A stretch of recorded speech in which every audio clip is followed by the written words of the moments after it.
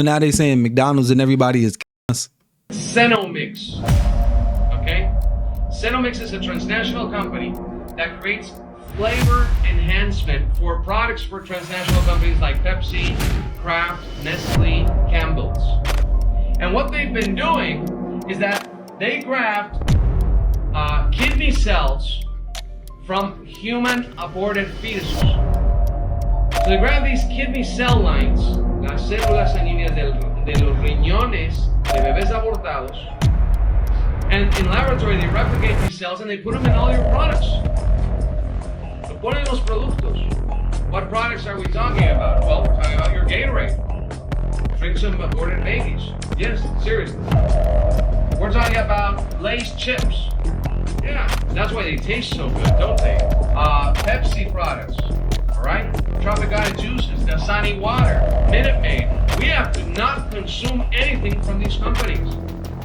Wait, now that would pique some interest, because the way they push for abortions, I don't think it's normal. And then the majority of abortions is not from like somebody getting taken advantage of.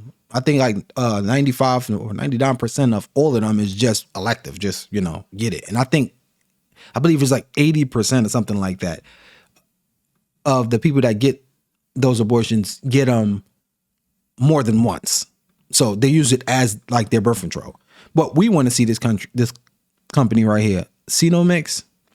Let's see, this is Senomyx.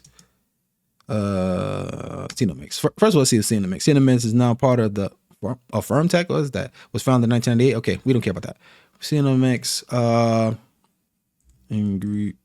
No, how about we just be a raw shooter? We're gonna be a raw shooter here.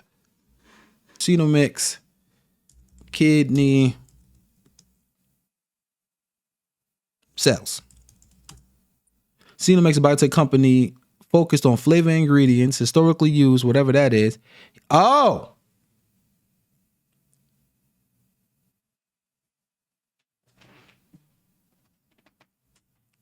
this motherfucker wasn't lying.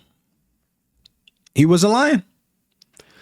Senomyx, a biotech company focused on flavor ingredients historically used HEK 293 cells, human embryonic kidney 293 in their research. Not in the final products. So they say, not in the final products. Okay, you had me there. I was scared. These cells, which are widely used in laboratories, served as taste receptor-based assay system to develop flavor enhancers. They are not part of the food ingredients themselves. I am interested in this. They're using the cells, use the cells to test how new flavor compounds interacted with human taste receptors. I'm not jacking this. And this is the reason why I'm not going with this.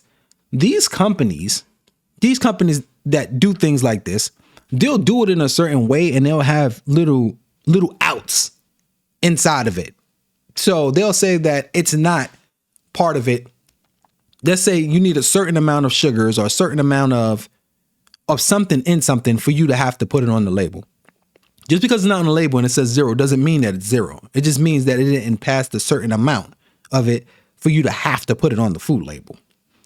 I'm curious if that's what they're saying with this one, because you're using embryonic.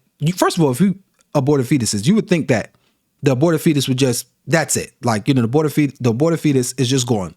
Because remember, it's not a life, right? It has no meaning to the world. At least that's what they push.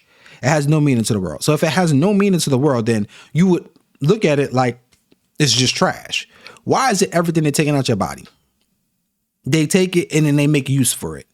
So now they're incentivized, because if nobody, think about this, if no woman got abortions and it was just not a thing, then they can't fund all this research and do all their stuff to make more money. So it sounds to me that one side wants to encourage women to have this and be pro-choice, not because they actually care about the women, but I firmly believe that they want to use the women's fetuses to go do a whole bunch of nonsense like this, because that's insane. and tell them that we're not going to participate in their insane ritual. Further details on Senomyx and its new sweet enhancing ingredients. And Chris, were you able to find out how the sweet mix additive actually works?